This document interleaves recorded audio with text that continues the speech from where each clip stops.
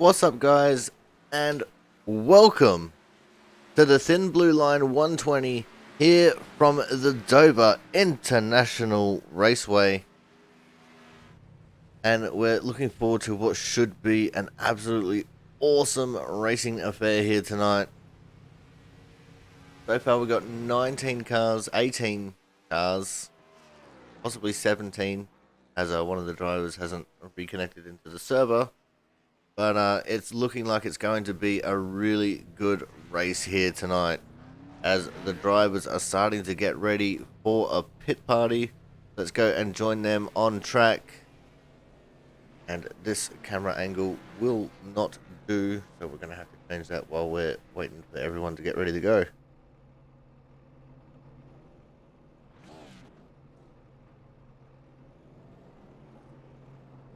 There you go, there's some changing of the angles.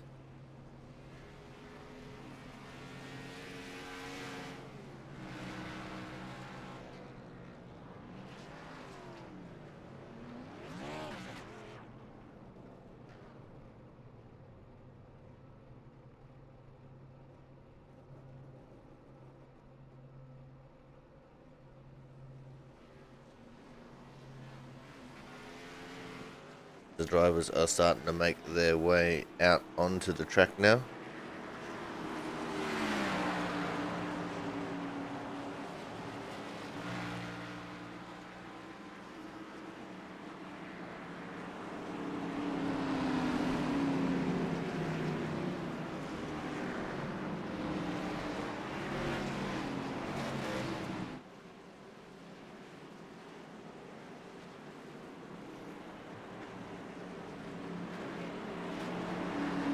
But Jonathan Hernandez is going to line up on the front with Zach Floyd on his outside. Jaron Sanchez in third, with the 50 of Christian Budd lining up in fourth.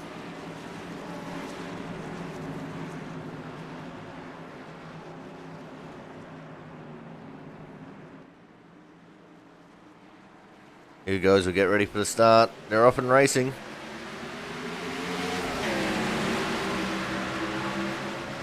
Immediately, Hernandez takes the lead.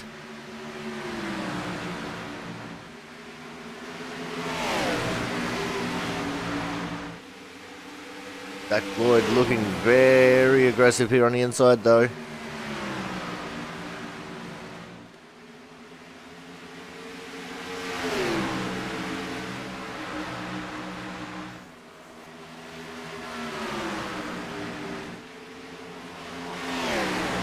Christian Budd looming down in third as Zach Floyd gets loose, and he hits the inside wall there. Trying to find my mouse. Oh! Chaos and Anarchy, the 12 of Matt Burgess got killed.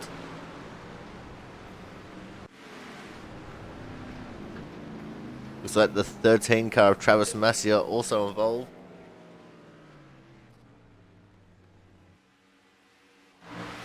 We go back into the pack now. There's the 38 of Thomas Harmon and the 90 of Michael Sturgill. Currently focused on Sturgill.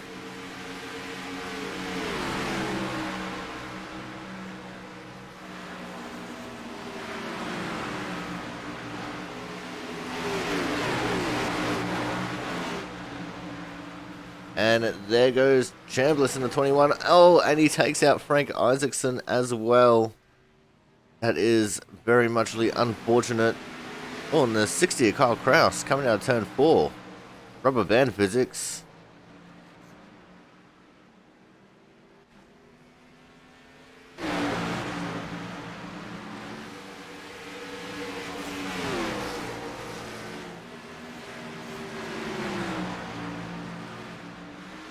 Now see the 78 of Brian Pizzakemi. Just in front of him, the 38 of Thomas Harmon.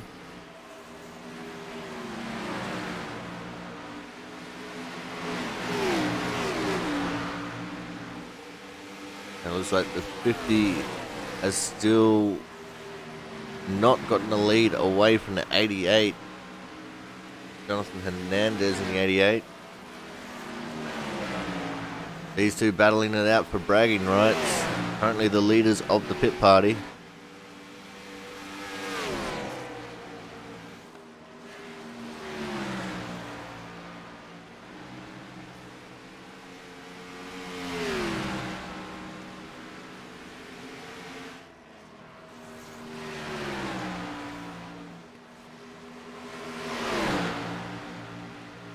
Now here goes the move. Christian Bud to the inside of Hernandez.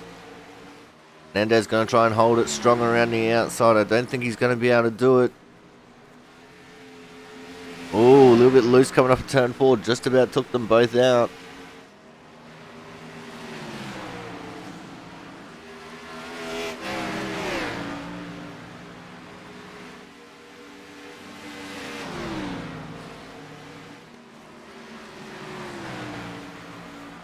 It looks like Christian Bud's going to run away with this one now. Let's go back to focusing on the crashes. There's Thomas Harmon trying to look for a way around the 4 Jaron Sanchez. They got the 24 of Frank Isaacson behind him. And Jaron Sanchez got slow. There goes Thomas. Oh, Frank. That's not the way you're meant to enter that corner. Jaron is trying to fight back though. And he is unable to get back around Harmon.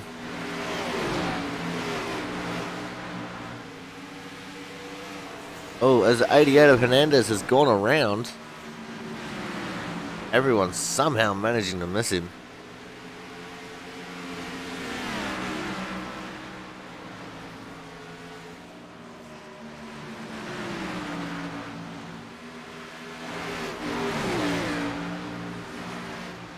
There's a 21 Brian Chambliss. He's not looking like he's having a good practice session here. We also have a new driver in our ranks as well. You guys would have noticed the 101 car. That's Jonathan Lazelle.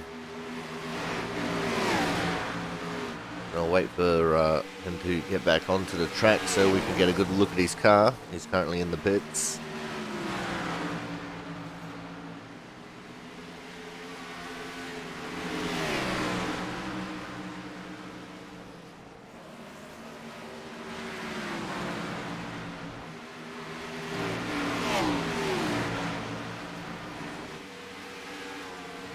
Kyle Kraus hitting just about everything at the moment.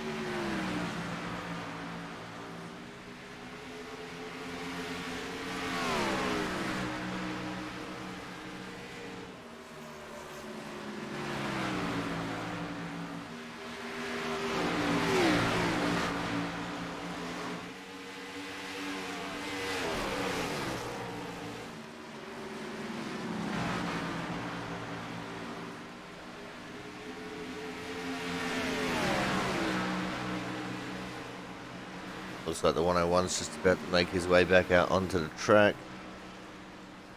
Let's get a nice tight shot.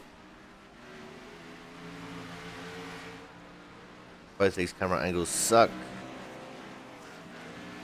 And it looks like he's running a number 9 Napa Auto Parts car. So that'll be interesting. We're going to have 2 number 9s. That is given if the number 9 of Matt Horton joins the fray. But Lazelle doing pretty good, currently P10 overall. 0.226 off the leading pace set by Christian Bud.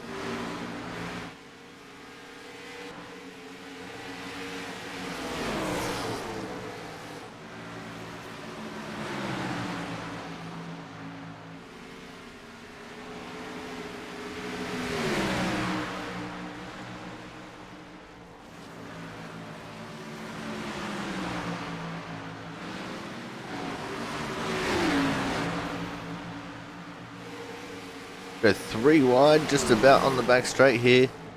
This is 2 of Chris Champeau running a Marlboro scheme. Haven't seen one of them for a while. Usually see that kind of a scheme over in the V8 supercars when people are trying to throw back to some old Peter Brock schemes. Oh, and there's chaos on the back straight. There's a 28, the 1, and the 60, I do believe. So Zach Floyd, Brandon Bennett, and Kyle Kraus.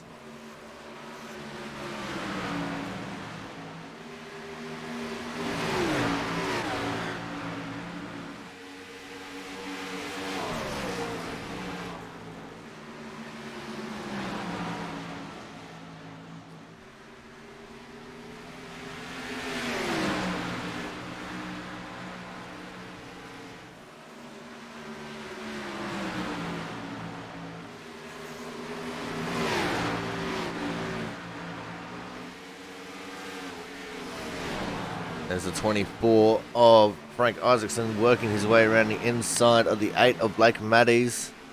Doesn't look like he's going to get that this time, but Blake into the wall and doesn't kill anyone else, which is a big plus. Here comes Thomas Harmon. Currently third in the standings behind Zach Floyd. Locked up by Frank a little bit here. There goes that 81 of Corey Williamson around the outside.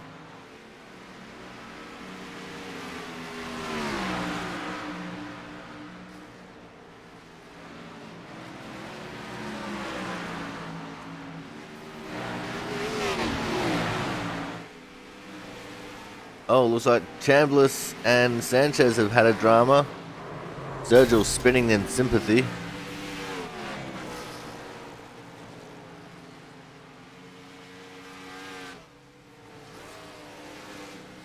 Sergio currently fourth in points at the moment.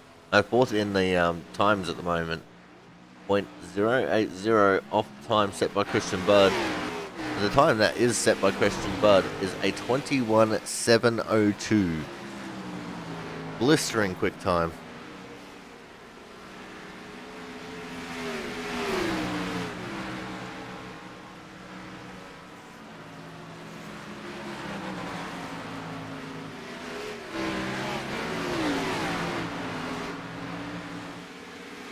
Oh, Zach Floyd getting loose. Coming out of turn 2. The 13's in it.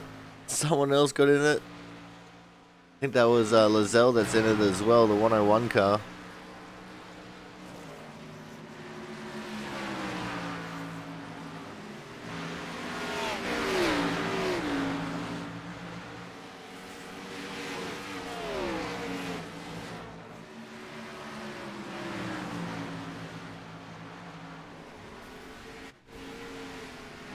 As there's more dramas on the front straight.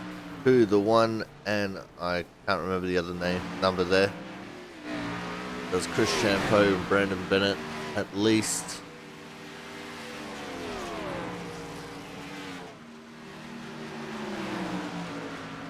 There's a 4 Jaron Sanchez just behind Brian Chambliss.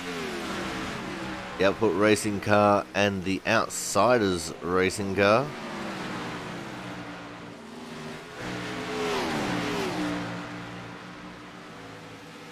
And they got a Matt Burgess and a Travis Massio with them as well.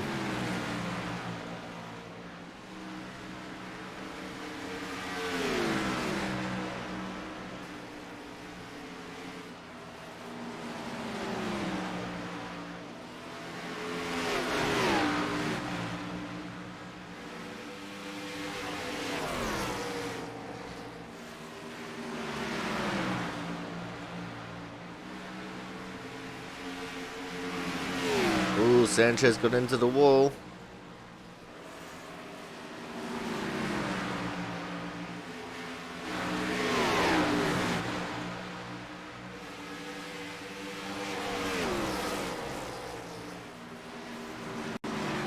Oh, and Sanchez has been sent by the 12 of Matt Burgess.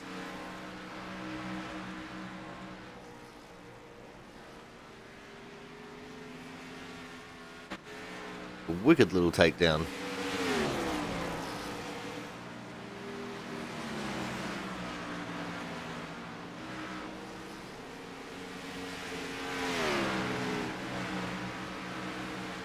as we are only 13 minutes left in practice. I'm just going to let you guys enjoy the sights and sounds of the Dover International Speedway here for a sec, and my voice will be right back.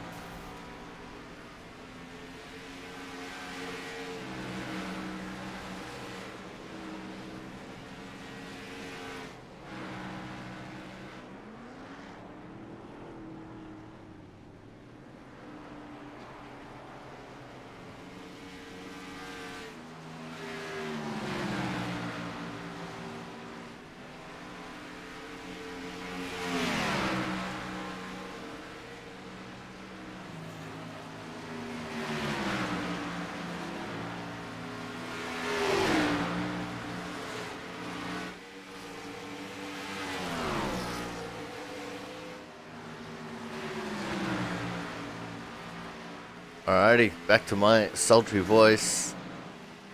There's an 81 of Corey Williamson on screen. Travis Massio just behind him. They're just coming out of the pits.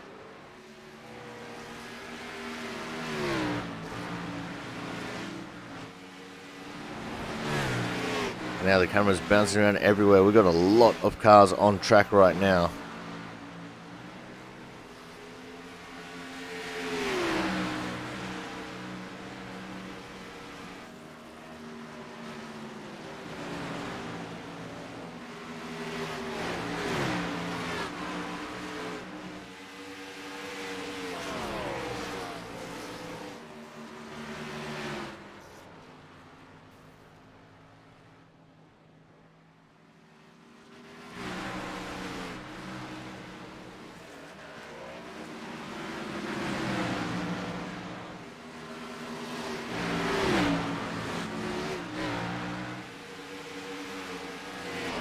There's a 90 of Michael Sturgill. He just got around the 78 of Brian Pizzakemi, I do believe.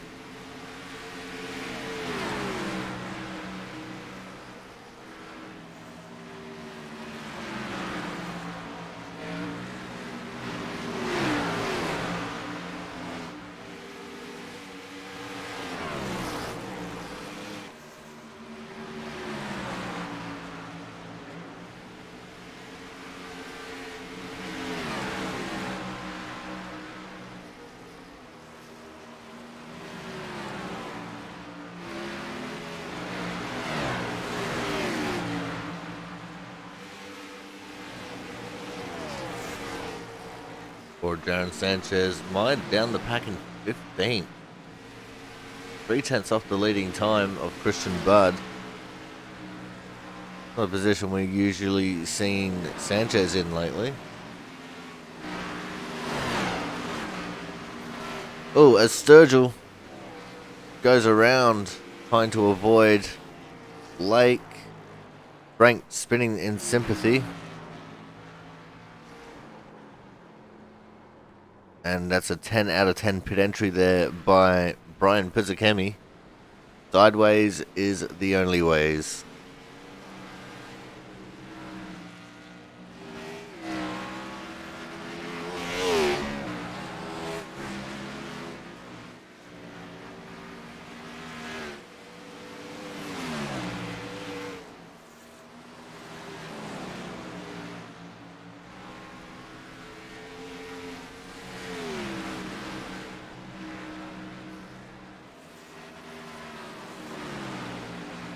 Well, but Matt Burgess currently in 14th, just one in front of Sanchez. He'll be hoping for some better results here as well. Hopefully qualifying will be the great equalizer for some of these cars mired down in practice.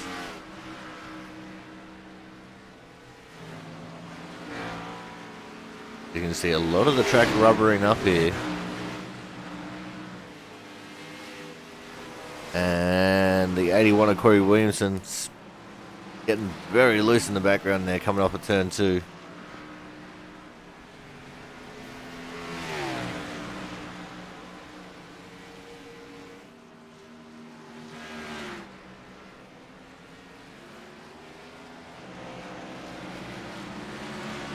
To Chris Champeau. He's making his way back onto track behind the 50 of Christian Budd. There's a wall tap there for Travis Massier.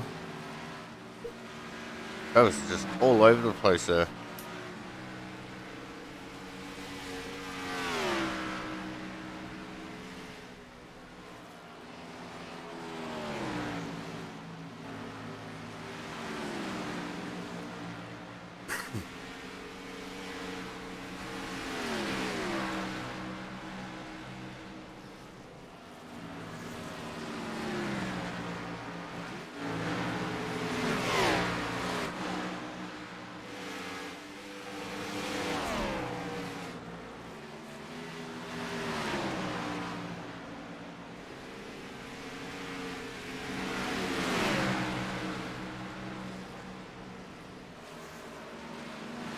There's 81 Corey Williamson on his fresh tyres, getting around Blake and oh, big drama. Well, Matt Burgess went around, caught up Blake Madez and Lazelle. Gonna take me a little bit to get used to saying Lazelle, guys. So just bear with me on that one.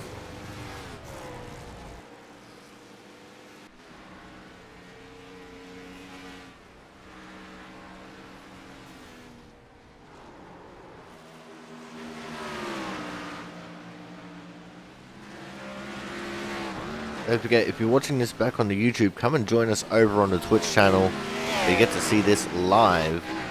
Twitch.tv/Aussie_sim_commentator. Join Andrew Perkins in chat on the weeks where he's not racing. And look at the outrageous things that he says in the chat.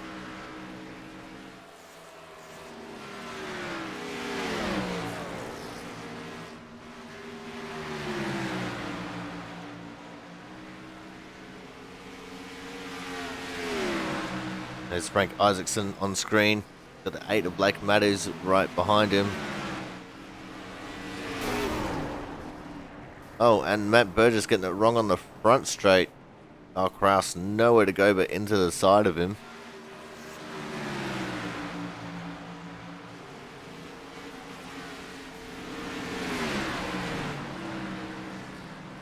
This is very quickly becoming a driver's track in the sense of you got to know how hard to push, because you can't push too hard or else it's going to go around. As a 24, Frank Isaacson getting it very wrong on the entry to 3. 5 for Mark Pentecoff into him. There's a 77 of Matt Horton. Why is Matt Horton running a 77?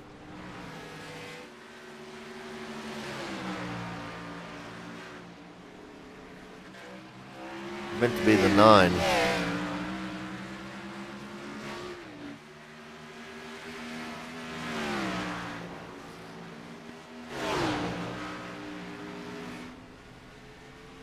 Got 24 people in this server with a combined strength of field of a 2745.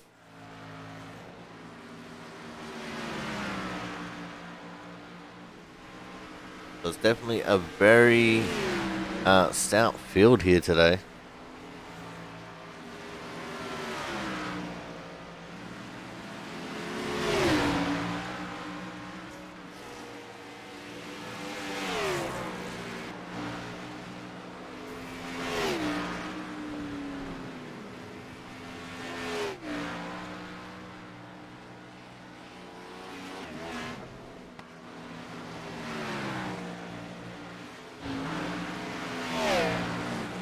as we have just 2.5 minutes left before the start of qualifying.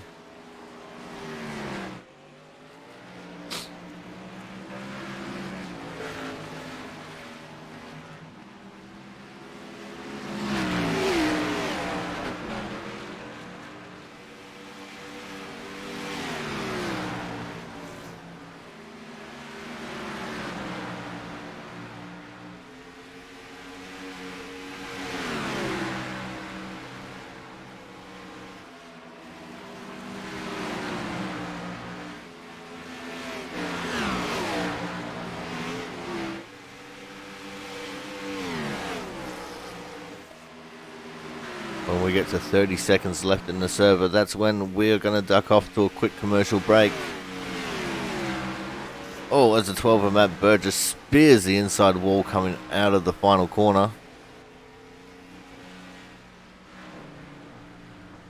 And there is the 9 and the 77, the 88.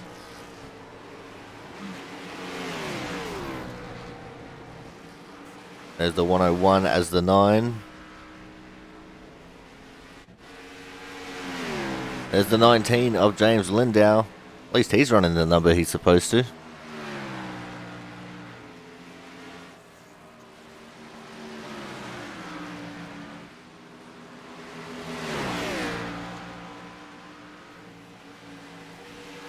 Alright, so we are going to go to our commercial break now. When we come back, we're going to see how qualifying shaped up. So make sure you guys stay tuned for the thin blue line. 120 here from the Dover International Raceway. And as we said before, it should be an absolutely cracking race. So make sure you get whatever beverages you need and get ready. Gotta hang on tight because this one is going to be a wild one. Stay tuned.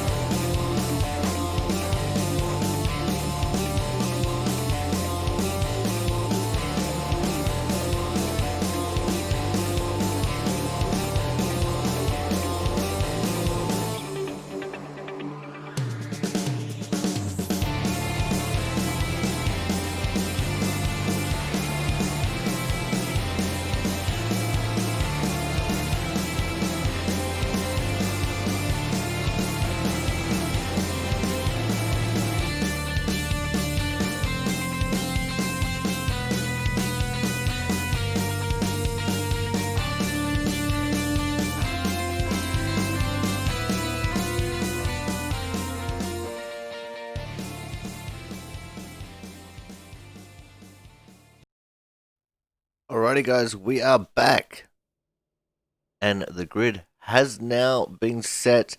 It's locked in place and now we are left with what remains. And what remains is Christian Bud is going to be your pole man. On his outside is going to be the 88 of Jonathan Hernandez with Thomas Harmon in third. We got Michael Sturgill in fourth. We got Evan Rice is going to be starting out of fifth. P6 is going to be Brian Chambliss, Chris Champeau in seventh. Kyle Kraus in eighth. Then it's going to be Gary Waterworth in the 22 and 9th, Zach Floyd 10th, Travis Massier 11th, Darren Sanchez is going to be 12th, Matt Burgess in 13th, Blake Maddies in 14th, Frank Isaacson 15th with the 5 of Mark Pintycup in 16th, Jonathan Bell in 17th with Jonathan Lizelle in 18th. Too many Jonathans in this league. It used to be Brian's and Brandon's, and now it's Jonathan's. James Lindau will be out of 19th, Matt Horton out of 20th, Brian Pizzakemi 21st, Brandon Bennett in 22nd, and Corey Williamson, last but not least, in 23rd. That is your 23-car grid. As I said, including myself, the 24th person in this server. Strength of field is a 27.45. And it is time for us to get rolling here so we can get this race started. It's the Thin Blue Line 120 here from the Dover International Raceway.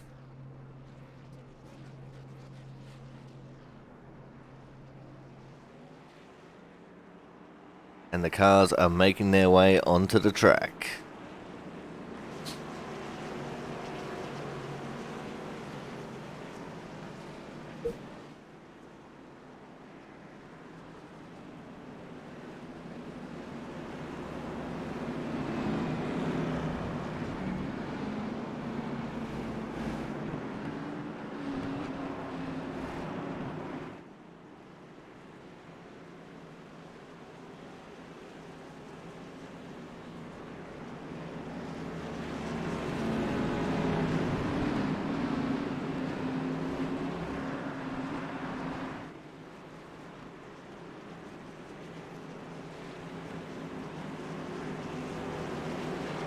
Alright, the pace car is in.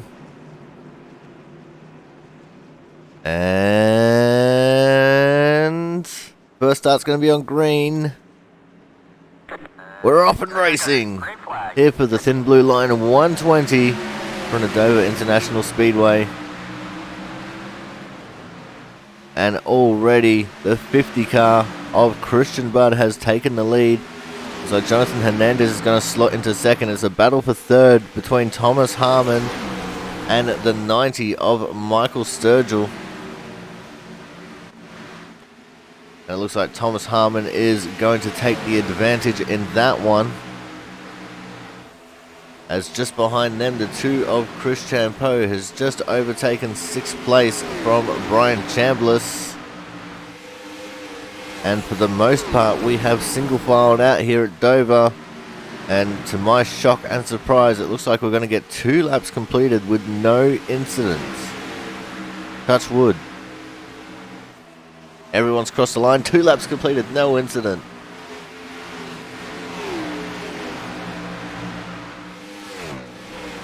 Go have a look at our leader, the 50 of Christian Bud, who is absolutely pulling away with this at the moment, already out to a half a second lead.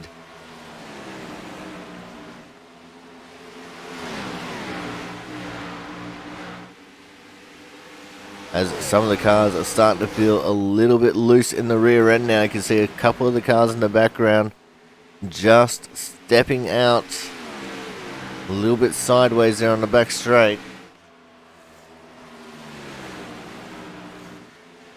See if we can get that again for the whole field.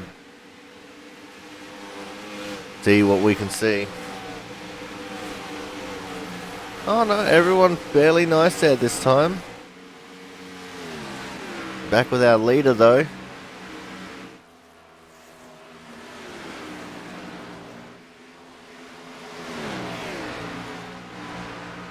As I said, Christian Budd pulling away with it at the moment.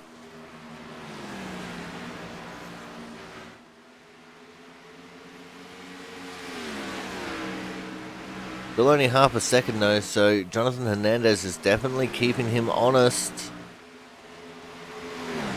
And there's a little bit of an air gap between Hernandez and Harmon. That's to the tune of about a second. And then it's Harmon and Sturgill battling it out there for third. And then there's about another second between Sturgill and Evan Rice in fifth.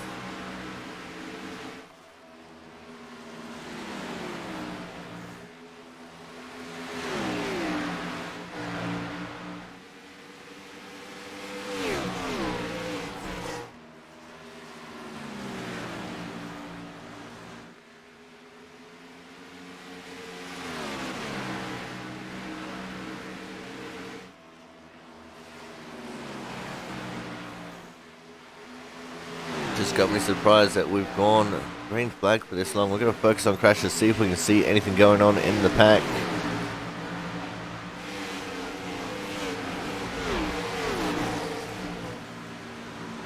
It looks like we've got some moving and shaking going on here, as the 8 of Blake Matties has slowed up a little bit here. Lizelle and Bell got around him. Apparently Jonathan Bell wanted to be... Oh, we got a crash! The 12 of Matt Burgess. Oh no, Blake Matties is in it. Corey Williamson, the 77 of Matt Horton. Brandon Bennett's in it. No! Let's see how that unfolded then. All started with the 12 of Matt Burgess. Actually, no, it started just ahead of him. Who is that? It's ahead of Matt.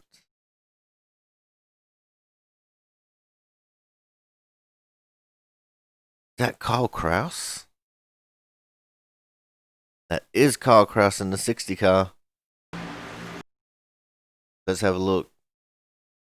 Oh, he got onto the apron. That shot him up the track and into the wall. Oh, not quite into the wall. Got very sideways though. Matt Burgess nowhere to go. He got clobbered. Matt came back up off the bottom of the track. Jonathan Bell just hits him. Blake Matties gets him with the brunt of it. Frank Isaacson, the wheelman, getting through that. The 81 of Corey Williamson, nowhere to go. The 77 on track, the 9 in the standings. Matt Horton, he had nowhere to go. And the 1 of Brandon Bennett with nowhere to go.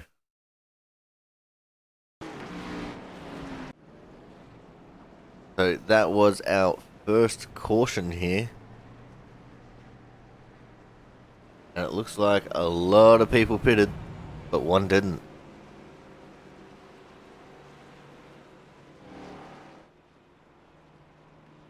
Looks like he might be pitting this time. That's Jonathan Bell. 27 car in your standings. One of the 24 cars on track.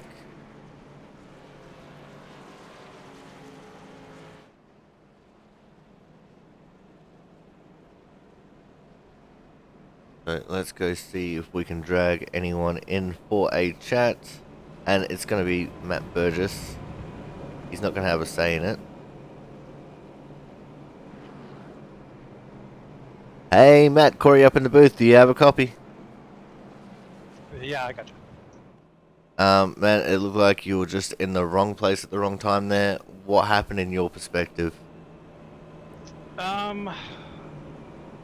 Basically, I mean, let's see here. Let me take a look. I think it was Kyle. Yeah, Kyle just got a little loose coming off of 2 and then tapped the wall a bit and sent him down, and he just collected my nose and it just went straight into the wall and bounced off. And then, unfortunately, Jonathan Bell had nowhere to go, and neither did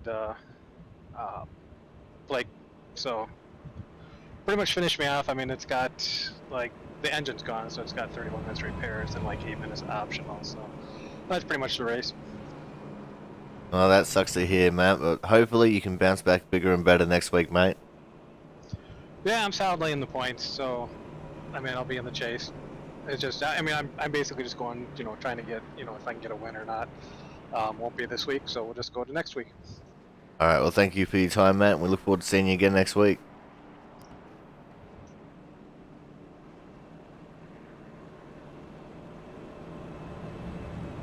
All right, guys. So that was a 12 of Matt Burgess. You can hear him a little bit annoyed there, trying to go for the win, and unfortunately getting caught up in that ruckus.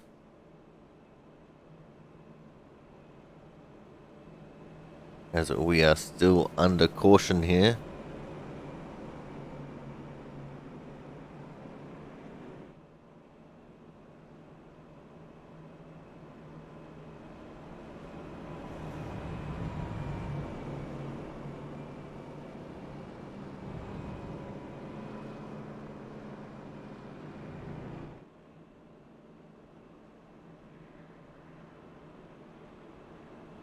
So I've got Jonathan Bell coming back into the pits. There's 78 of Brian Pizzakemi in the pits.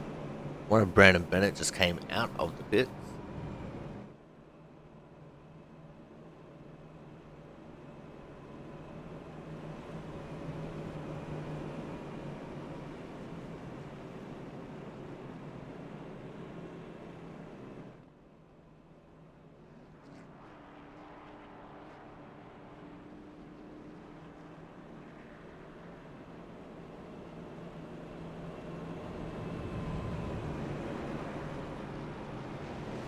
As we're now on 1 to green, everyone's going to start forming up.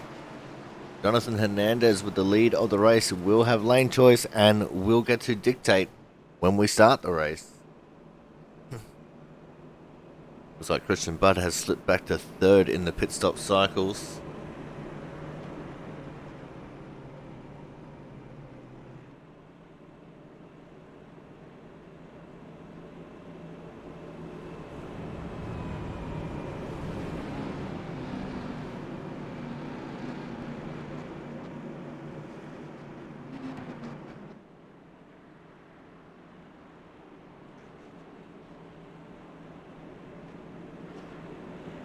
The field makes their way into turn 3. Hopefully this is going to be the last time we see the pace car, but I highly doubt that it will be.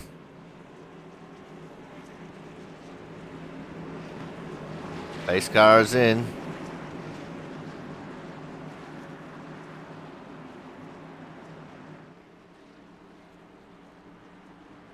And we're off and racing. Oh, Thomas Harmon with the wheel spin. There might be a penalty there for the 6 of Evan Rice, but I'm sure the stewards will see reason and not penalise him for that.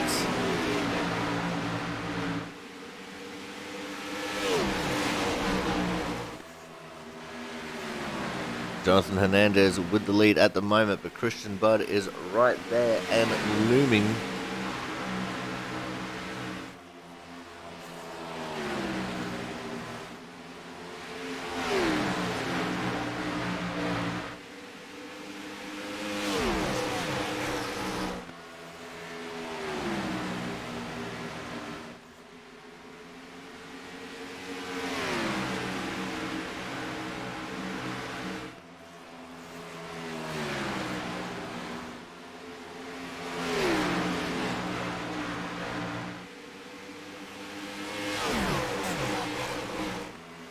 Let's see what Christian can do to try and get around him.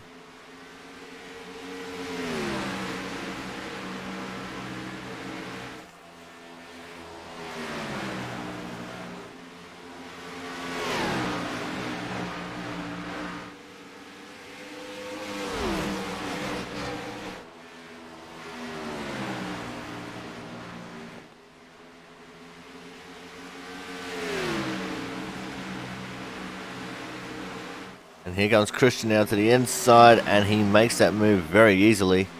Pretty sure Hernandez probably lifted a little bit, burped the throttle just to let him have it.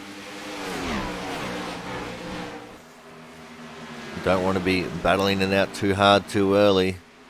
We're only 20 laps into this 120 lap race.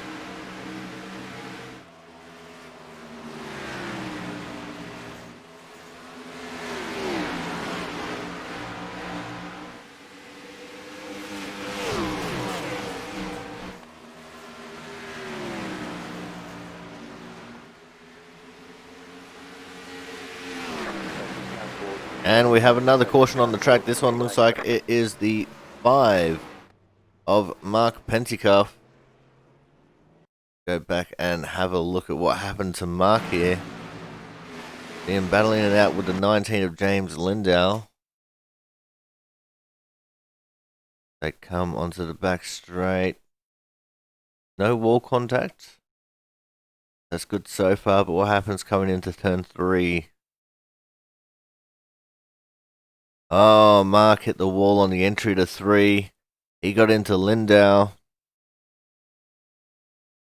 Lindau into the wall as well as Mark, but Mark went around. So that is unfortunate for Pentikoff. There is the 27 in your standings with the 24 on track of Jonathan Bell taking it to the apron to miss the action. And that is that one. Guys, we're going to go to a quick commercial break. When we come back, we should be just about getting ready to go back to green. So make sure you guys stay tuned.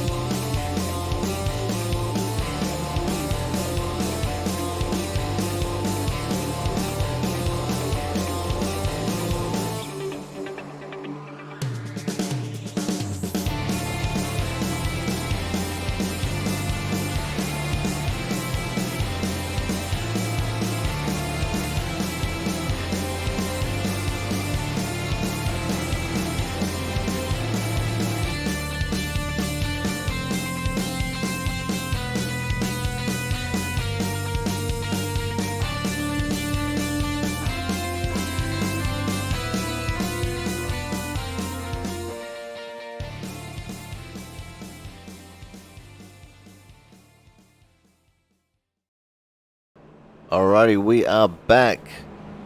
And Brian Chambliss is in the lead of this race at the moment. He went for a trundle down the pit lane but didn't actually stop. I think he might have missed his pit box. So he is going to be out there on older tyres compared to the rest of the field. And he's going to have a long uphill battle to try and get this car off on the start. It looks like he might be coming into the pits this time.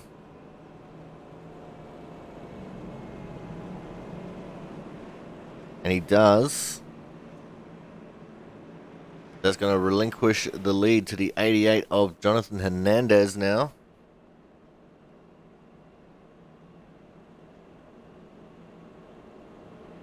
There's going to be Hernandez, Bud, Rice, Harmon, Sturgill, Floyd, Champeau, Waterworth, Chambliss, and Lizelle as your top 10. Actually, no, Lizelle and Sanchez. Chambliss is in the pits.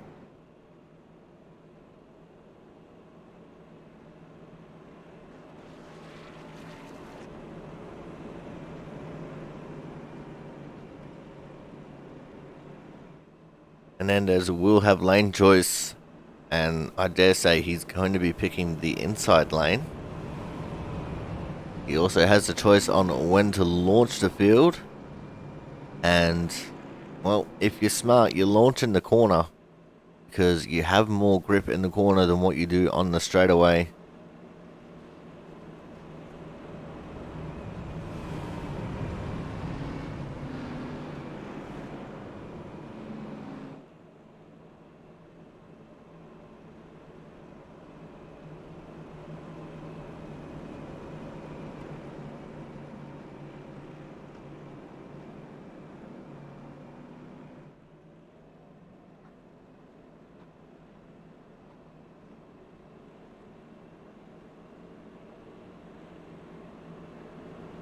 As we should be getting the Wonder Green this time.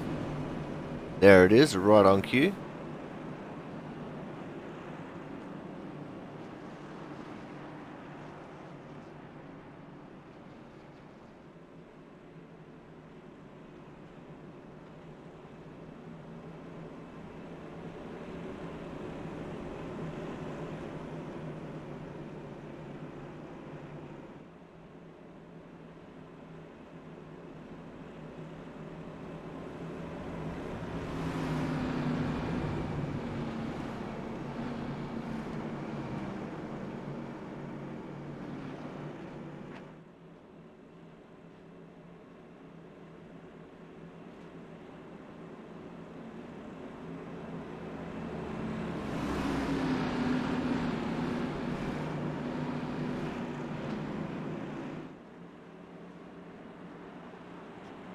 And here we go now. For the restart, the pace car is in.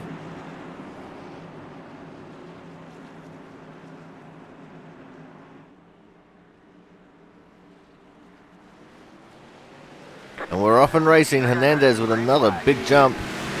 Trying to take Evan Rice with him on the inside line. And Evan Rice does take over second place from Christian Budd. Thomas Harmon with his hands full a little bit there, trying to hold on to fourth.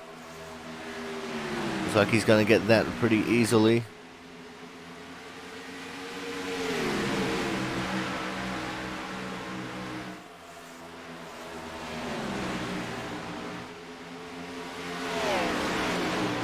But at the moment, it's still the 88 of Jonathan Hernandez in the lead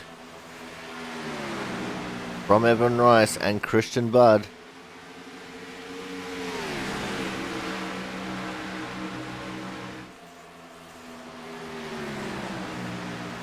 Christian trying to search for a way around Evan Rice's car. You can see some of the cars in the background getting a little bit loosey-goosey there coming off of turn 2.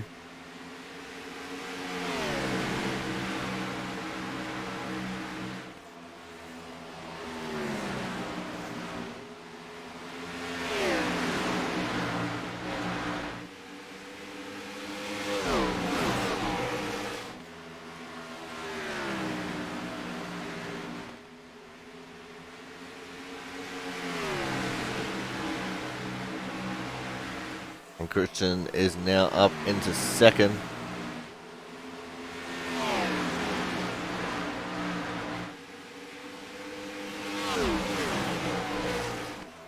Car's not looking too loose now. I think everyone's tyres are up to temp.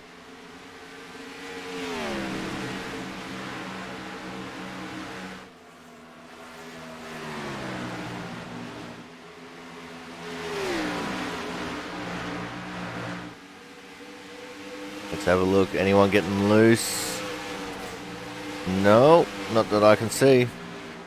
What about on the front straight?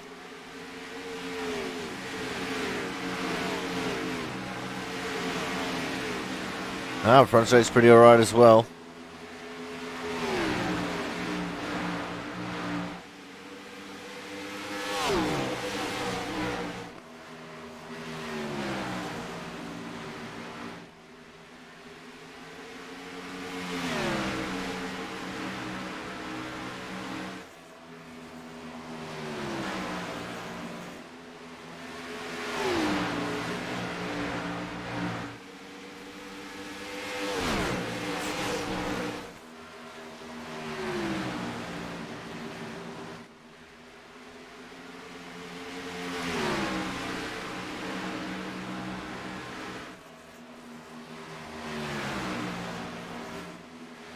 Now the epic battle is going to ensue here between Budd and Hernandez.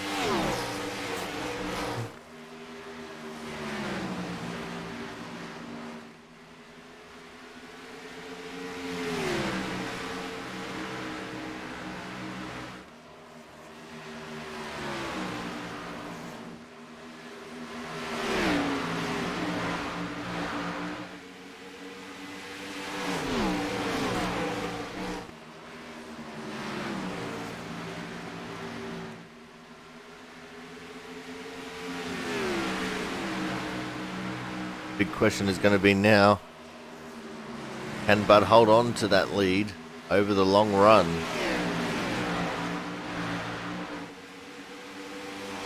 We're going to focus on this battle for third, three-way battle for third with the 6 of Evan Rice, the 38 of Thomas Harmon and the 90 of Michael Sturgill.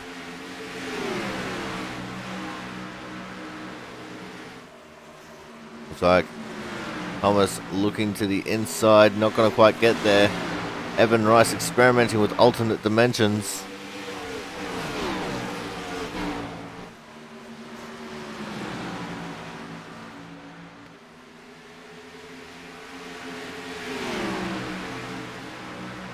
Here comes Harmon. The inside of turns 1 and 2. Not going to quite get the move done.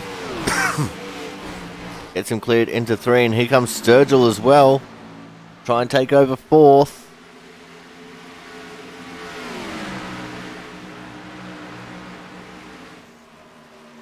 And Sturgill now takes over the 4th position from Evan Rice.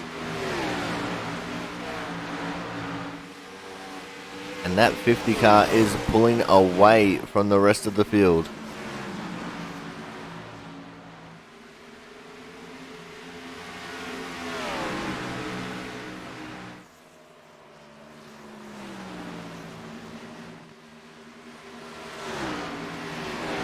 Let's have a look from the back angle, see if anyone's getting loose coming off of turn 2. Ooh, big tank slapper there. That blue car. Looks like everyone's pretty alright. People are starting to get the hang of the track.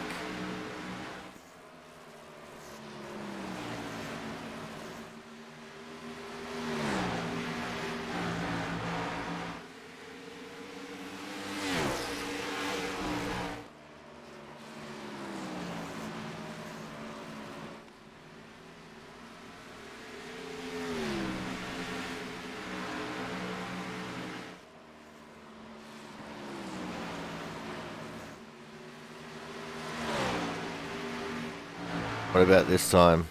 We see anyone getting loose? Turn 2 just seems to be the danger zone at the moment. Everyone looking alright. What about coming off turn 4? Anyone getting loose here? A lot of people getting really close to that wall. But no one getting into it.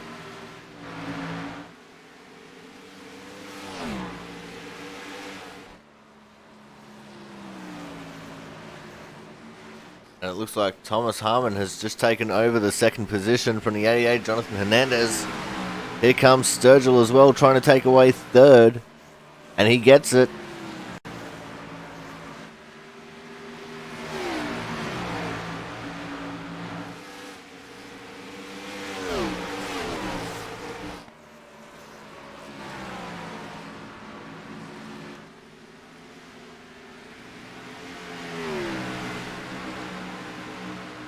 Thomas Harmon's going to try and charge towards Christian Budd. He was a 10th faster than Christian Budd on the last lap.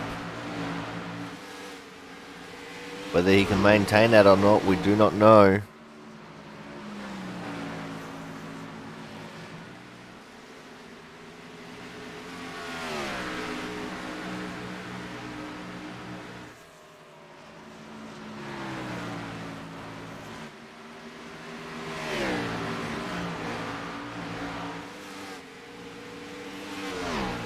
Well, looks like some people are starting to get a little bit iffy on these tyres.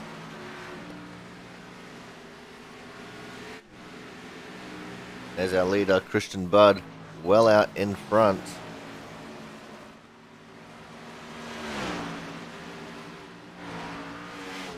Let's see how it looks. Definitely a couple of free looking cars.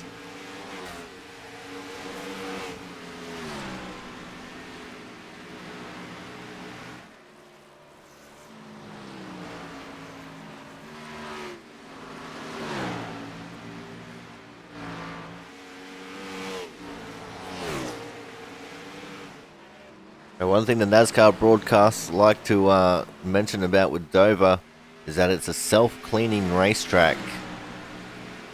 With it being so high banked and, concrete, when a crash happens, it usually falls down to the bottom of the track. Well, we've seen 2 examples of that already.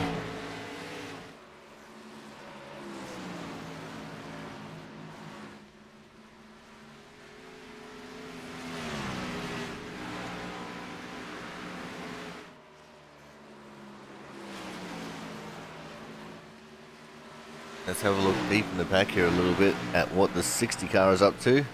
He is embroiled in a battle here.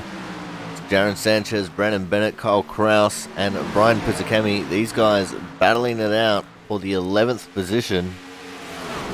And it is getting pretty willing here in the backpack.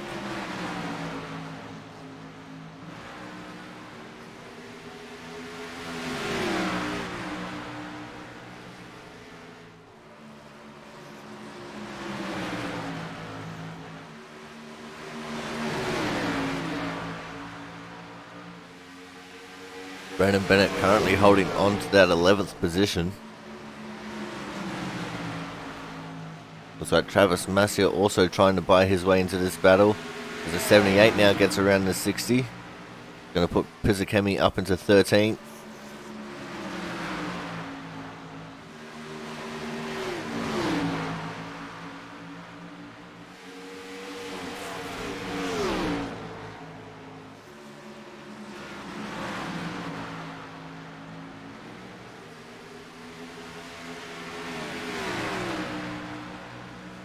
So while we got a break in the action, we're going to take a break. And we'll be back with racing action very shortly. So make sure you guys stay tuned.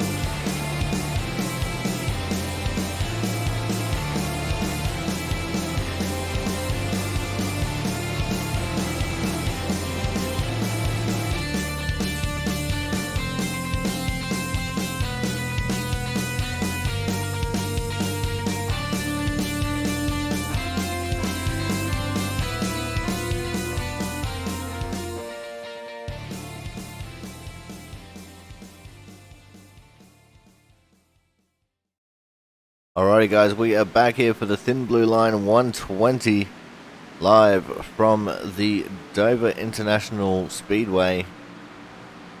And we're looking at the blimp view right now of turn 2, which has now become the blimp view of our leader, the 50 car of Christian Budd, and he has a huge lead, 3.3 seconds over Thomas Harmon right now.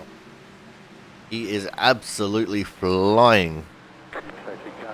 And we have a caution on the track. I do believe this one is the one of Brandon Bennett. Let's back this up and see what unfolded for the one car.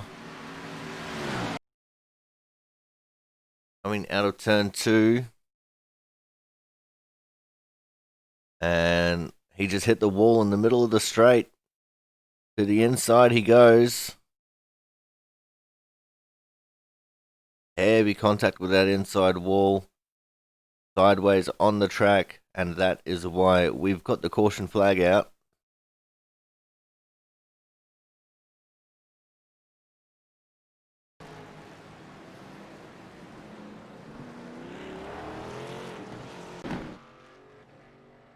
Into the pits he goes to get those necessary repairs.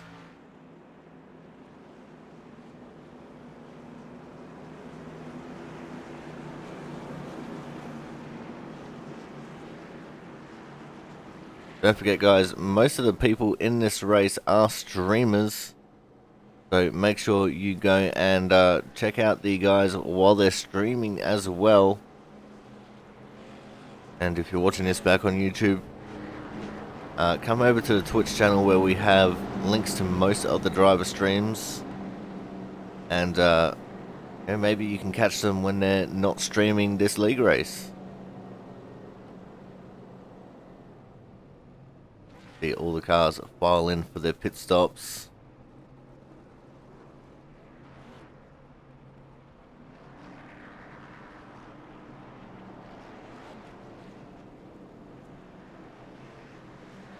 And Christian Budd's going to win the race off of pit lane, just over Thomas Harmon.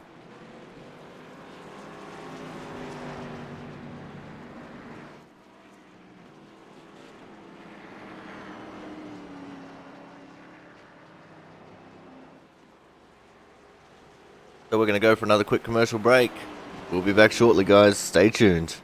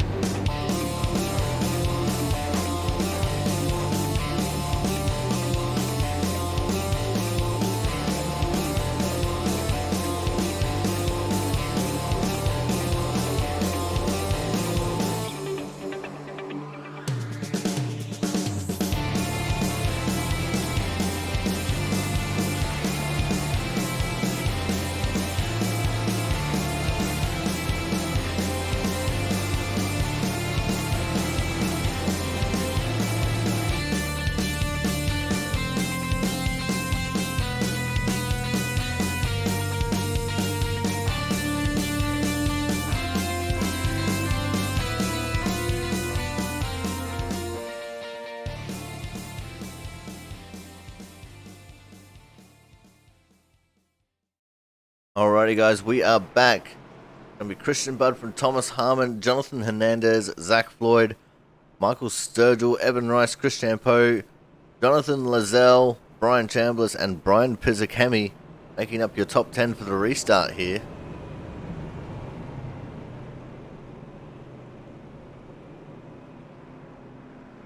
And we're still not on 1 to green, so we must be on 2 to green at the moment, at the very least.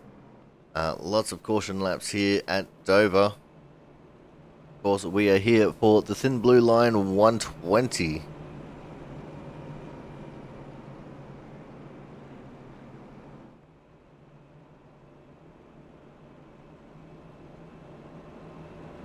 On this restart, we're going to do something that we haven't done for a while, and that is we're going to open up the radio channels and listen to what the drivers are talking about. Normally I'll turn it off again fairly quickly, but sometimes I'll completely forget.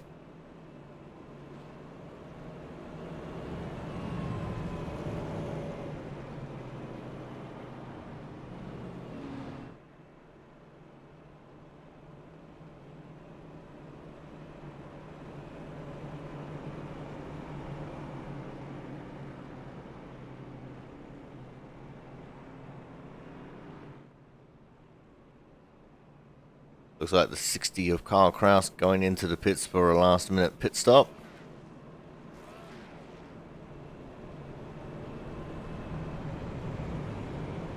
And we're on 1 to green now, so we're getting the green flag this time around.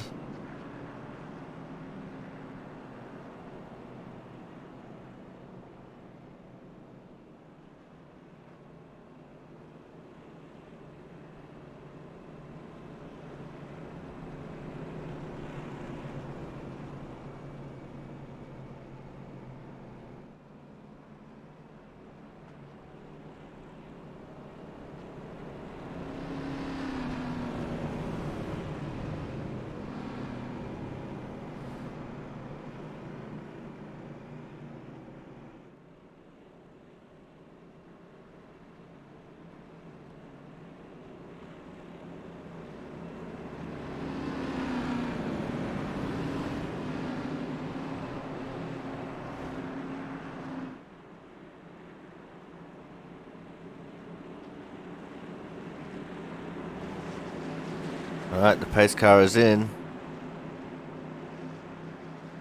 And we're off and racing. Let's open up those radio waves now.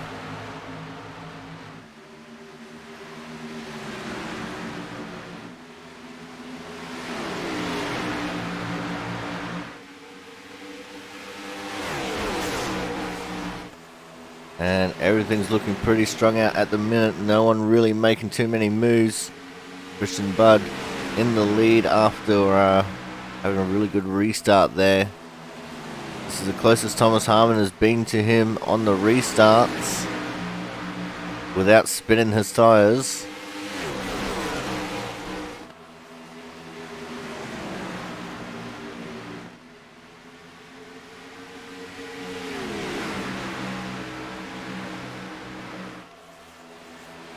It looks like the 12 of Matt Burgess is finally making his way back to the track. Try and salvage some points.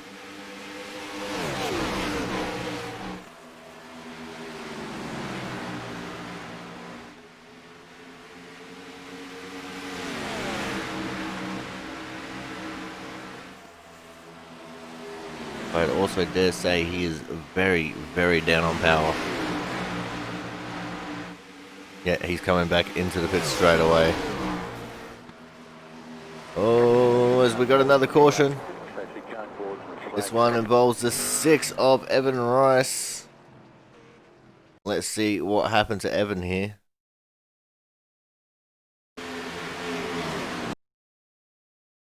Coming out of turn 2.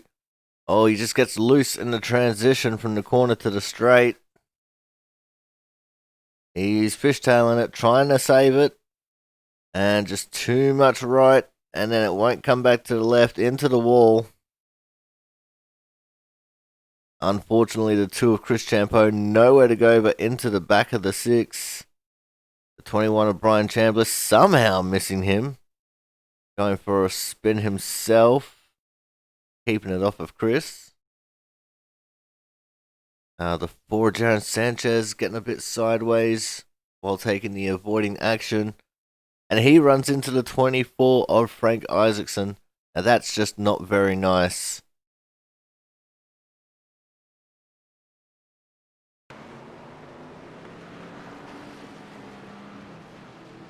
Alright guys, we're going to go to another quick commercial break, and when we come back, we'll still be under some iPacing, so make sure you guys stay tuned.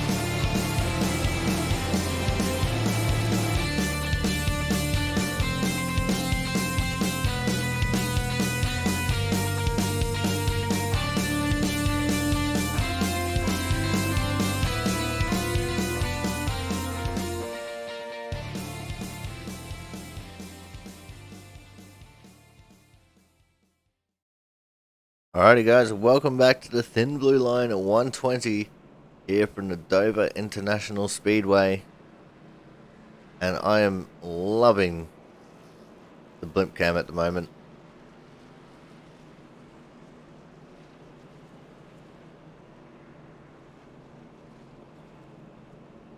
Let's get back down to the track and see where everyone's at.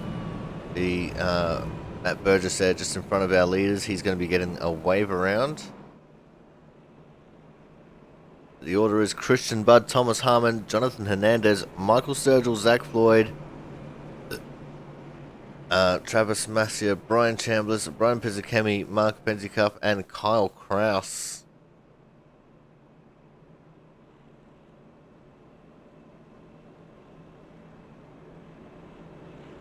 That is your top 10.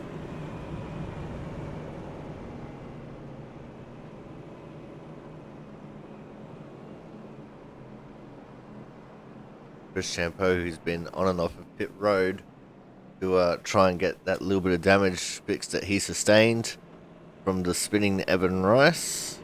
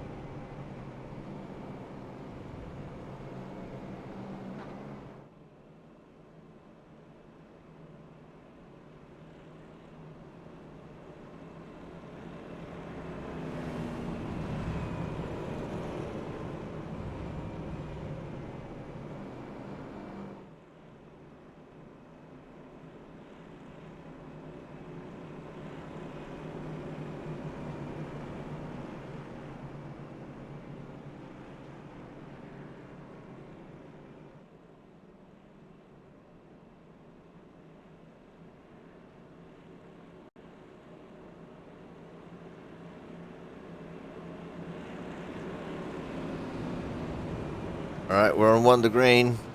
12 will go around for his wave around. As the 1 and the 2 have both just come out of the pits.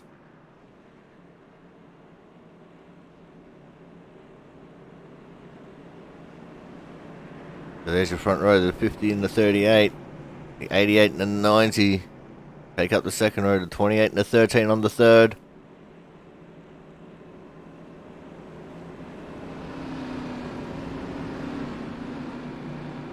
We still have 15 cars on the lead lap.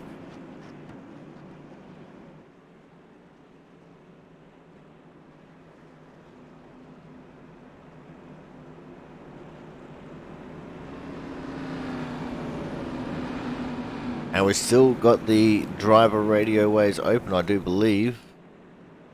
Possibly not, because I'm an idiot. Now we do.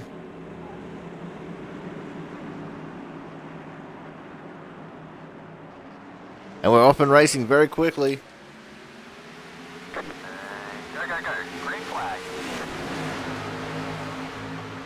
And as per par of the course, Christian Budd storming out into the lead.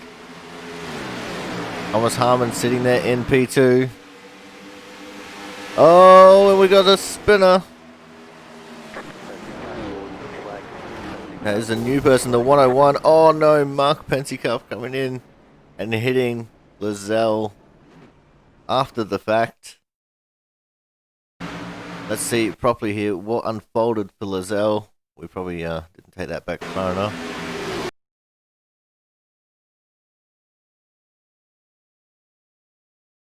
I'm not sure who that is in front of him.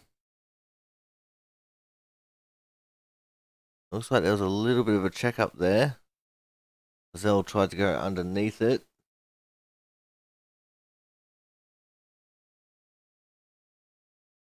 Possibly a little bit of a tap from DeForest Sanchez into the side of the 78 of Pizzacchemi. Back down to the inside.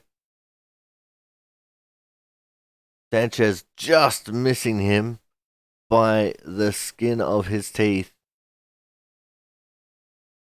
Back up the track, spins the 9 on the track, the 101 in the standings.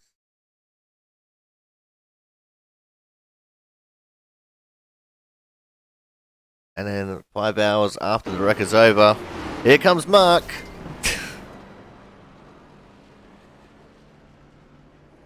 Alright, so with that, we're going to go on another quick commercial break. When we come back, we should be just about getting ready to rack them and stack them and get them rolling again. So make sure you guys stay tuned.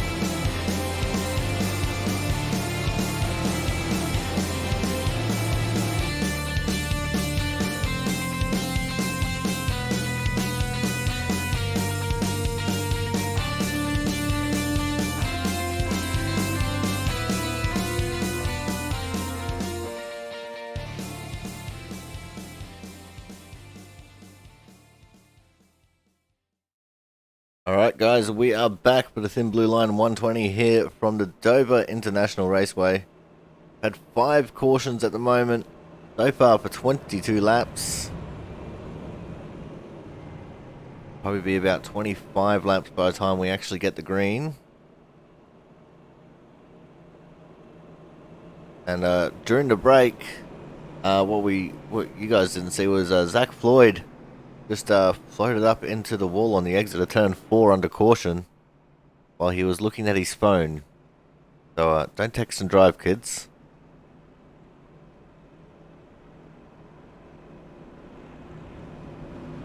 So your order at the moment is going to be Christian Budd, followed by Thomas Harmon, Jonathan Hernandez, Michael Sturgill, Zach Floyd, Brian Chambliss, Kyle Kraus, Gary Waterworth, Jaron Sanchez, and Travis Massia as your top 5.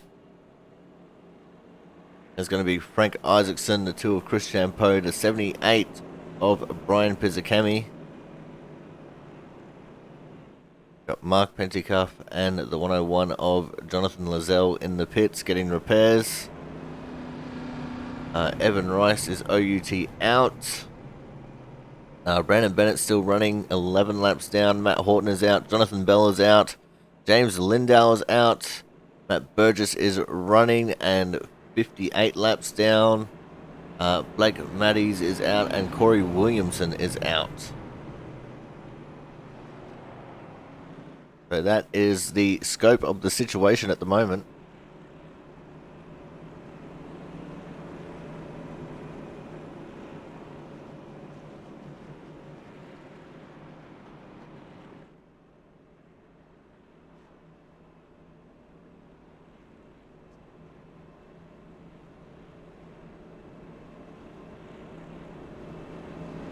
And I think Jonathan Lazelle has just rejoined the track. He's going to be 2 laps down.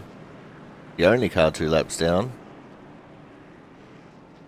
Means if we get another quick caution, he'll get one of those back.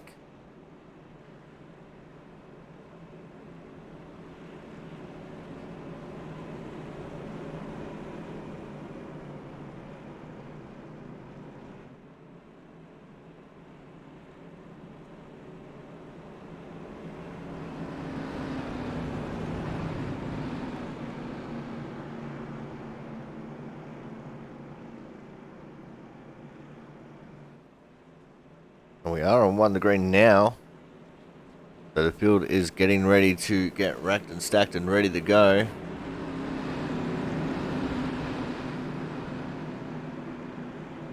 We're going to reopen the radio waves now.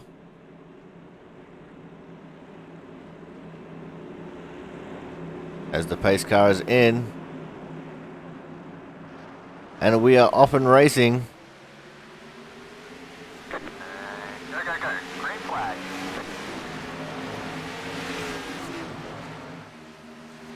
Christian Budd out to the early lead. Thomas Harmon P2. Jonathan Hernandez sneaking his way underneath Sturgill for 3rd.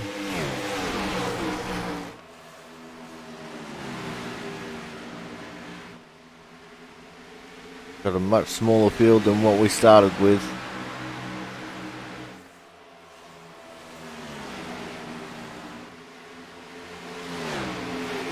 Let's see if anyone's getting loose coming off a turn 2. Looks like everyone's holding on to it.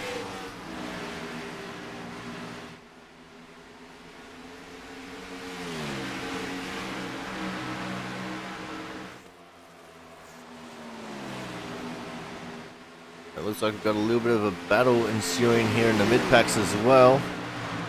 Ooh, as one car got into the wall a little bit. I think that was the 28 of Zach Floyd. On the outside of him goes Sturgill. Jonathan Hernandez is back in this as well. We're going to look out of the nose of Waterworth here.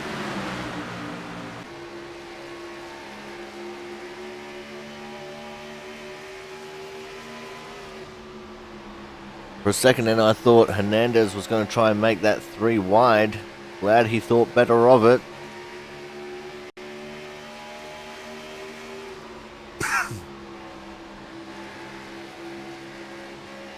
Sturgill now slots himself into 5th, just in front of Waterworth, the man we're on board with.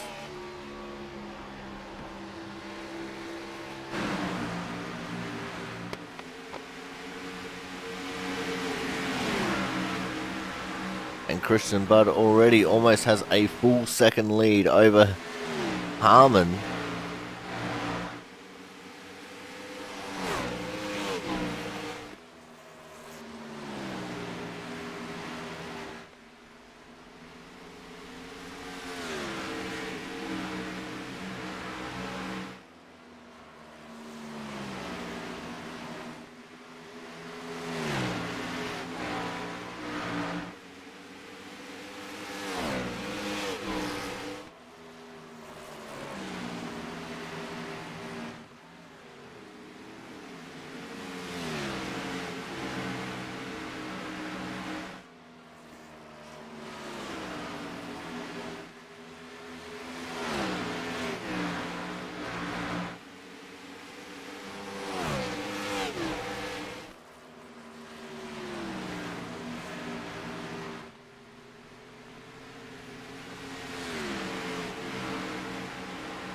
Christian Budd is just pulling away with this one at the moment. Have a look from the backside. No one really getting loose. I think everyone does have the track figured out now, to some extent.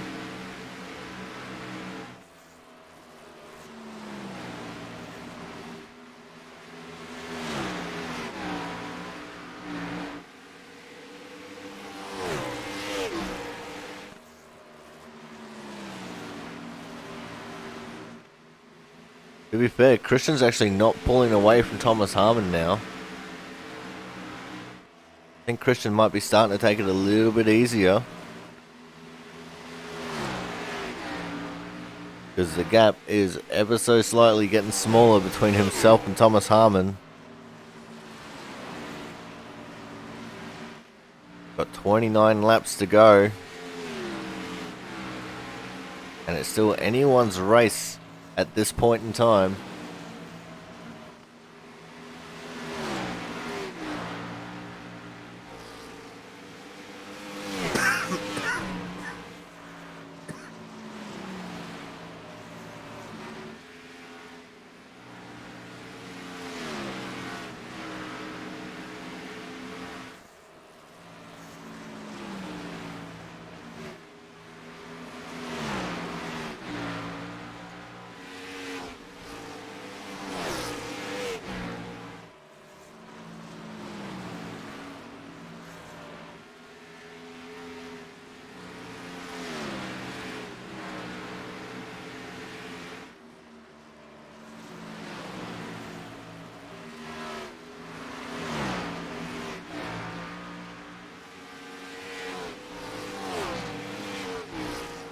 As now Christian is catching up to the first of the lapped cars, which is going to be the 5 of Mark Pentecoff. 13 laps down is Mark.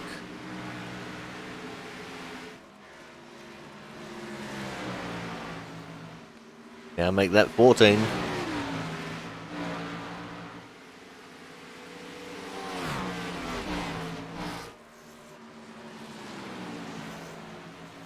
And this gap is now out to over 1.5 seconds between Christian and Thomas.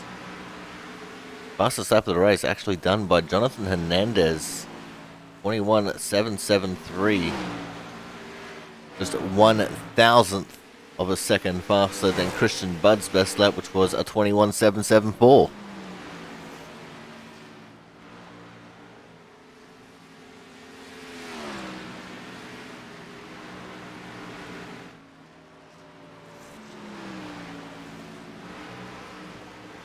We've got a battle going on here. Jonathan Hernandez does not seem to be holding on to very much pace at the minute. He was in 5th, now he's down to 7th.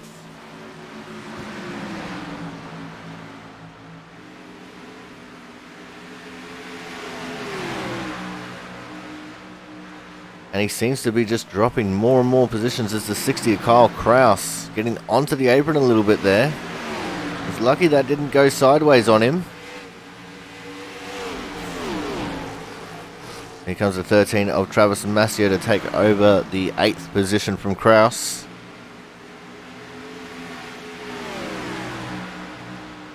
And then Waterworth trying to challenge the 21 of Chambliss for 5th. Go side by side as they come out of turn 2. Waterworth leaving a lot of room, and he gets that move made.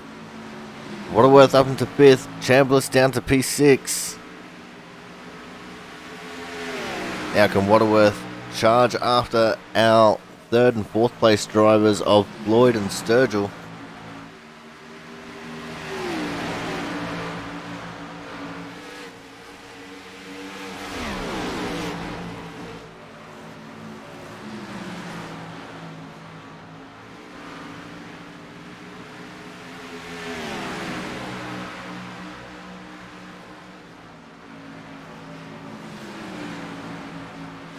Just having a little look through standings here, which also tells me how much iRating certain people would gain. And if this was an official race, Mark Penticuff, who was sitting down in 16th, would still gain 15 iRating.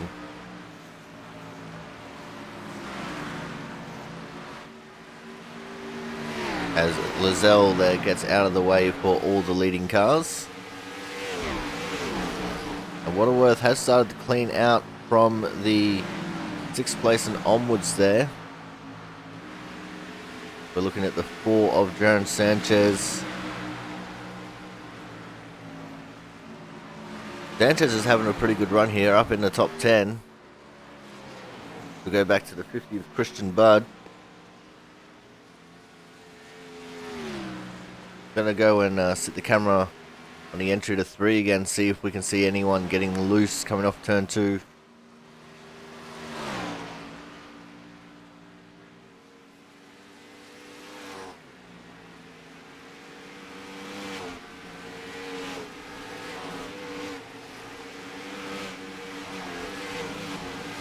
And it is all fairly clear sailing at the moment. No one looking like they're overdriving it, although Chris Champeau kicking it a little bit sideways. There comes our leader, Christian Budd, again.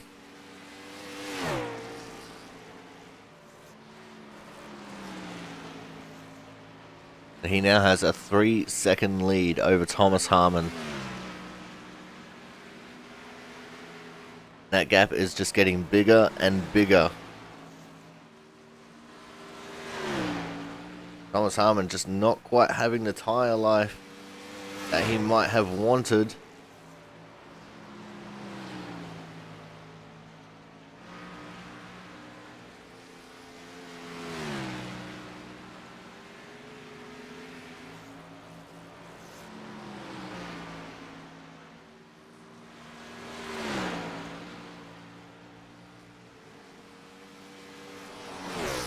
I think the 13 has encountered a little bit of trouble on the front straight here. Travis Massia. Have a look at what happened to Travis. Oh, he hit the wall coming out of turn 4. He's gone for a half spin, but there was no caution for that. That's actually a huge surprise.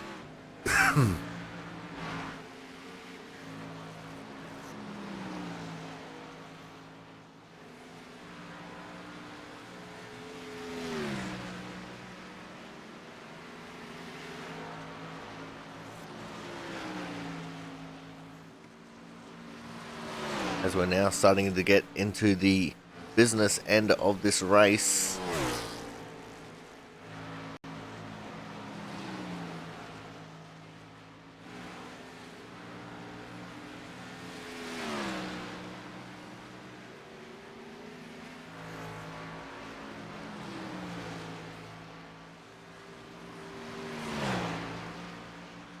The 50th Christian Budd still driving it really nicely. Let's ride on board with him, see what we can hear in the car as we come to 10 to go this time at the line.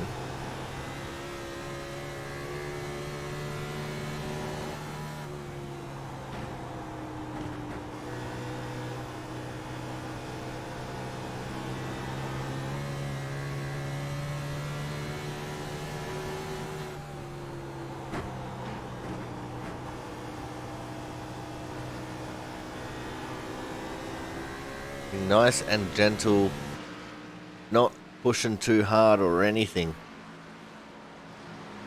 Very minimal steering input. He is just cruising right now. Just out on a Sunday drive. He's about to encounter some more lap traffic. First up will be the 12 of Matt Burgess, who is preferring to run the modified rather than the cup car. And next one in front of him will be the 2 of Chris Champeau, who is the last car on the lead lap at the moment.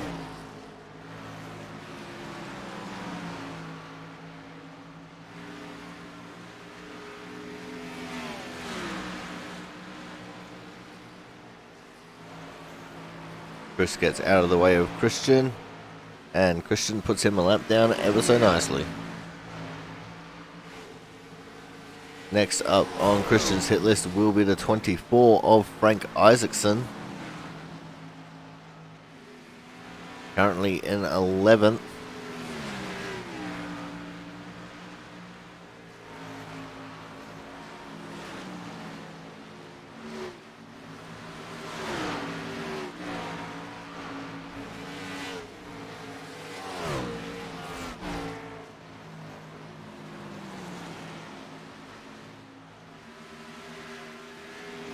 As we have 5 laps to go in this race now.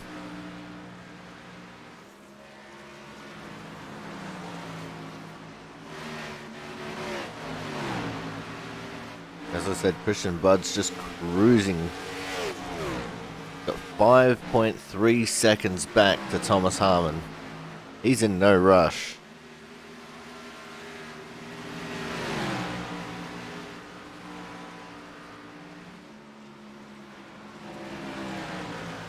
As now he gets around Frank Isaacson very quickly.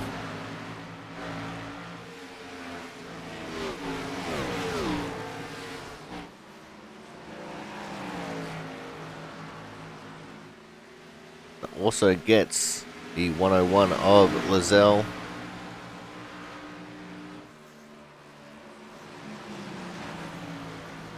Sorry, Jonathan. This thing is loose as a motherfucker. And that was Chambliss.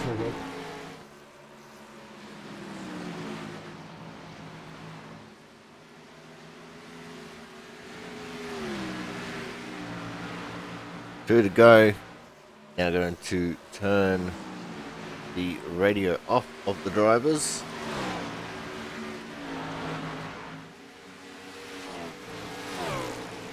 Comes out of turn 3 and 4 for the penultimate time.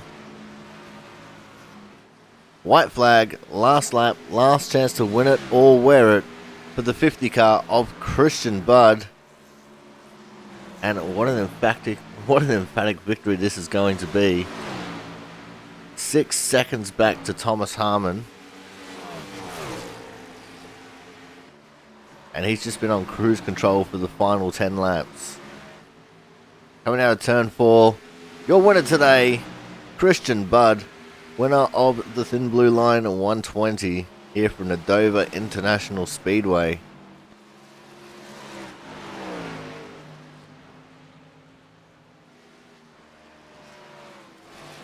P2 goes to Thomas Harmon, P3 Zach Floyd, and P4 Michael Sturgill. Looks like Gary Waterworth held on for 5th.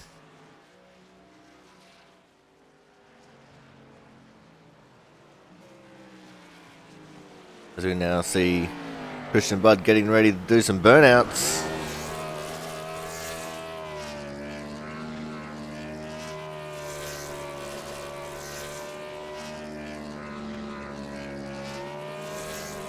Some nice donuts there. He's leaving on the track.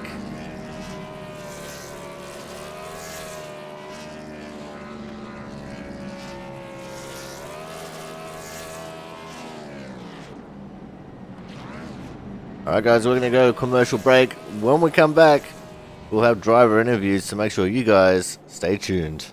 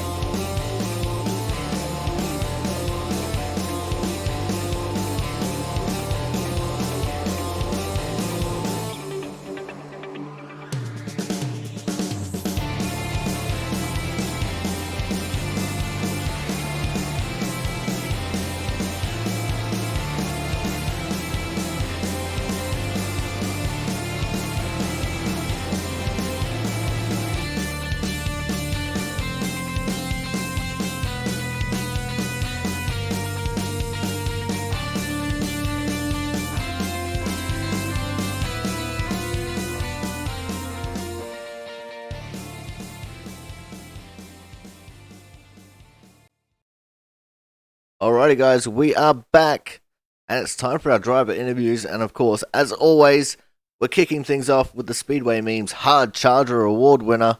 And today's Hard Charger is also today's third place getter, the 28 car of Mr. Zach Floyd. Zach, great run for you to finish in third, even after you had knocked the wall down a couple of bits. But let's talk about you knocking down the wall under caution. What happened there? Just we had a bunch of cautions, and I was on my phone, pretty much all of them. And the one where I hit the wall, I was looking at I saw where someone leaked the Hendrick Motorsports Darlington Thurbacks for this year, and I was looked at them for too long. And coming out of 4, I just got the wall pretty good there. Wasn't paying attention. So what did we Seemed learn like it from might have helped this? the car though on that last run, honestly. But what did we learn from that, Zach? What do we not do while we're driving? Try not to text and drive or look at my phone and drive, but I don't know about all that. Those pace laps were kind of long. Oh, indeed they are. But man, still a great race by you. I didn't think that you were going to be a factor there until that last section of laps where you just held on to that third and you were looking pretty strong there for a while. Yeah, I made some bold moves on that restart to get by Hernandez and Sturgill, and just kind of held even pace with Sturgill for a while on that last run until I pounded the wall again out of 4 with like 7 to go, and after that I was just in defensive mode. If him or Gary got by me, they would have set sail. Indeed they would have. Glad to come home with the 3rd place finish. They would have, because they were absolutely flying towards the end there. But let's talk about trying to adjust from having all those cautions, because we had a lot of them in a very short period of time there before we had that long green flag run. So what was it like for you having so many cautions and then trying to readjust yourself for that green flag run? Yeah, it's definitely hard when you have a bunch of cautions to get refocused. And for me, or tonight at least, the Dover race, it took me about 5-10 laps to really get back into a good rhythm and not make like any mistakes or anything. So yeah, definitely a big challenge when you have a bunch of cautions back to back. But glad to have that good long green flag run at the end. All right, man. Now let's fast forward to next week. We've got the Birds Are Not Real 175 from the Daytona International Speedway. What's the feeling like from you going from possibly one of the harder tracks on the schedule to one of the easier tracks as far as driving ability is concerned, but maybe one of the harder tracks because you got to try and stay in that draft? Yeah, I've been on kind of a hot streak as of late with the plate tracks. Won Talladega earlier this year and just won a Dega race in another league the other night. So I feel really confident going into plate tracks. Just all about staying up front. And just, I don't like being in the middle or the back. I think you're more safe out front than anywhere else. Also, just having a quick little look at the points here. And you're sitting in 14th. So, like you're going to be in the playoffs with next week being the last race in the regular season. So, what's the feeling like for you with how hard you're going to be pushing next week, being so close to the cutoff point? I think I should be safe for sure. So I think it's just going to be all about going for that win and getting the bonus points that can carry over to the playoffs. All right, man. Well, before we let you go here tonight, anyone you want to give a quick shout out to? Yeah, another great race put on by Output. So shout out to Jaron and everybody, all the admins that put it together. And another great broadcast for you, I'm sure, Corey. And yeah. All right. Well, thank you very much for coming Thanks out, for having me. Zach. And we look forward to seeing you again next week. All right, I'll be there. All right, guys. So that was today's third place getter and the Hard Charger Award winner, the 28 of Zach Floyd. Coming up next, we've got the man who's embroiled in the battle for the lead of the standings here for the regular season, and he finished in second here tonight. We are, of course, talking to the 38 of Thomas Harmon. Thomas, Christian, just too strong for you today, man. Yeah, he definitely had the pace to beat today. I was hoping to get lead one lap off of him, but it just wasn't to be. Wanted that bonus point to pad that cushion a little bit over Sturgill. Now, this race almost ended a lot earlier for you. We noticed on I think it was the first restart, um, you spun your tires really badly. What was it like for you trying to fight back from that? Right after I did that, the car was really tight, so I don't know if it had anything to do with heating up the rears or if I just wasn't comfortable at that point. But the car was really tight, and then we got a caution not too long after that. Um, Settled me back down and got going back at it. Now let's talk about the way the car can change throughout the race. So you said that the car was pretty tight after you spun the wheels there, but what was it like for the rest of the race when you weren't spinning your tires on the restart? It was pretty edgy on corner exit, especially later in the run you got because it would start to get loose under power because it's really wearing that right rear out. Um, and it'd be tight on entry.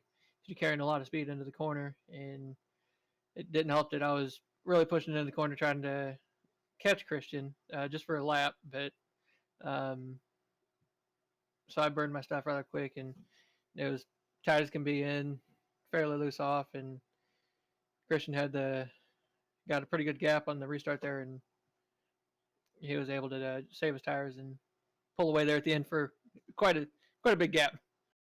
Now having a look at the point standings here, you're carrying a 12-point lead over Michael Sturgill as we head into the last race of the regular season. So what's the feeling like for you as we head into Daytona, and what kind of a race are you going to be racing to try and secure the regular season win? I'm going to do my normal, ride around in the back, try to avoid all the shenanigans that happens, and be there at the end. All right, Thomas. Well, before we let you go here tonight, you want to give a quick shout out to. Shout out to you up in the booth for podcasting it to all the fans, all the people that come out and watch us every week, all the drivers that show up week in, week out, playoff hunt or not, um, all the league admins, uh, Jaron for allowing us to come out and race on his dime, and I think that's about it. All right, man. Well, thank you for coming out and having a run. Hopefully, you can secure yourself the regular season win next week. Look forward to seeing you racing around Daytona for the Birds Are Not Real 175. I'll be there. Hopefully, I won in not such a controversial way next time. We can only hope. Thank you, Thomas, and we'll see you next week. Have a good one. All right, guys. So that was Thomas Harmon, today's second place getter, and it was a hard fought second, honestly. Even though it might not have looked like it at the end of the race. But coming up next, I don't even think he actually races anymore. He just sets cruise control and just cruises around the track because he was just leading and it was smooth as, and what a win it was for the 50 of Christian Budd. Christian, how do you do it, man? You're just about borderlining alien pace as far as your long race pace goes.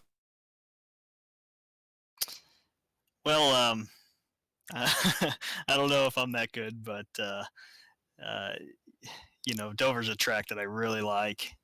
Always have a lot of fun racing at Dover, and I've been pretty disappointed with it the last few seasons with the setups they've been bringing and everything like that. But I thought we got a really good one today, and just kind of fit the way I like to drive, and um, overall it was just fun, good racing.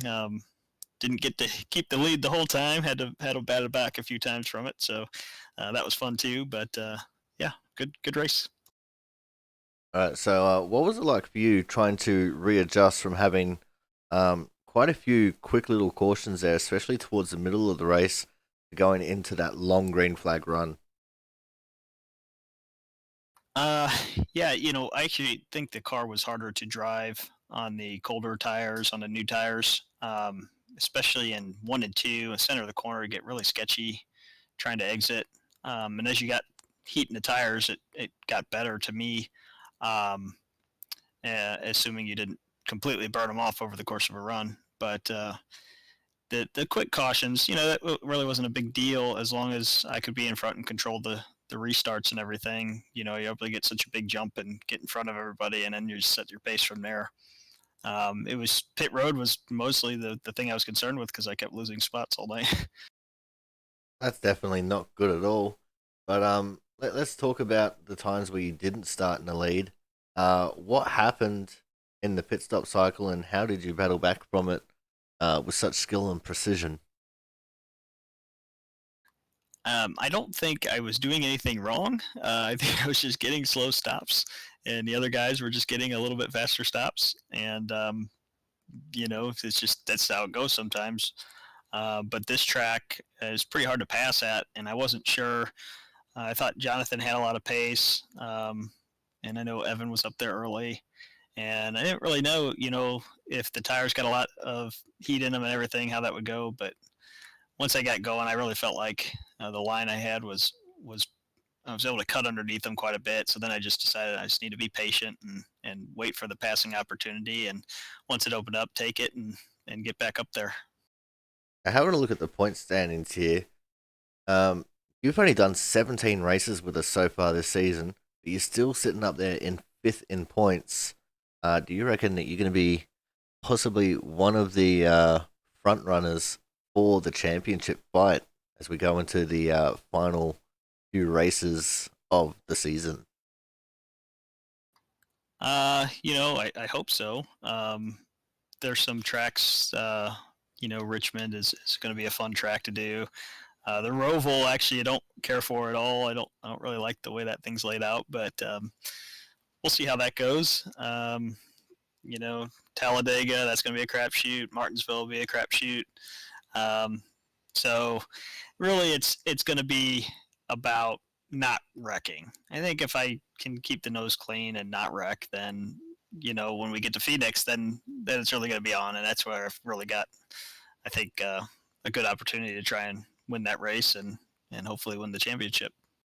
Well, speaking about the crapshoot, next week we're going to the Daytona International Speedway for the Birds Are Not Real 175.